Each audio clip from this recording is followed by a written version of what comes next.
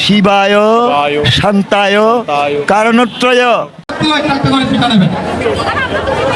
আমাদের অনেক পিতা এবং বিভিন্ন মণ্ডপ থেকে বাণী অর্চনা এবং চক্ষুদানের মধ্য দিয়ে শুরু হয়ে গেল হিন্দু ধর্মাবলম্বীদের আরেকটি মহৎ ধর্মীয় উৎসব সরস্বতী মায়ের পুজো। সরস্বতী মা হিন্দু ধর্মাবলম্বীদের বিদ্যার এবং গানের দেবী। সুপ্রিয় দর্শক, এখন আমি অবস্থান করছি চট্টগ্রাম জ্যামসেন হলে, যেখানে আয়োজন করা হয়েছে সরস্বতী মায়ের পুজোর। চলুন সরস্বতী মায়ের পুজো উপলক্ষে কি কি আয়োজন রয়েছে সেটি আপনাদেরকে দেখানোর চেষ্টা করব।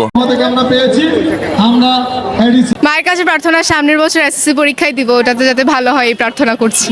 এক্সপেকটেশন তো সবগুলোতে এ প্লাস পাওয়া, অবশ্যই চিরাং কলেজ এক্সপেকটেশন থাকবে, এটা যাতে আশা হয় আর কি, এই আশা যাতে পূরণ হয়। সরস্বতী পুজো করা হয় আসলে সবার মঙ্গল কামনার জন্য, আর যাতে মা আমাদেরকে বিদ্যা বুদ্ধি দিয়ে যায় সেজন্য। চাচ্ছি যে এই বছরটা যাতে অনেক ভালোভাবে কাটে, আর পরের বছর যেন এসএসসিতে গোল্ডেন পাই সেজন্য।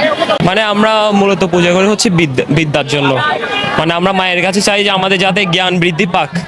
মানে যে জ্ঞানটা এখন আমার যে চাওয়াটা হচ্ছে, আমার পার্সপেক্টিভ থেকে বলতেছি আমি, আমার জ্ঞানটা ক্লাস 10 পর্যন্ত ছিল, এরপর ডাউনফল হয়ে গেছে। এখন আমার আসলে এখন একটু ডেডিকেশন দিয়ে চাচ্ছি যে যাতে আবার একটু বৃদ্ধি পাই। পূজাটা হচ্ছে আমাদের একটা বিদ্যা দেবী পূজা।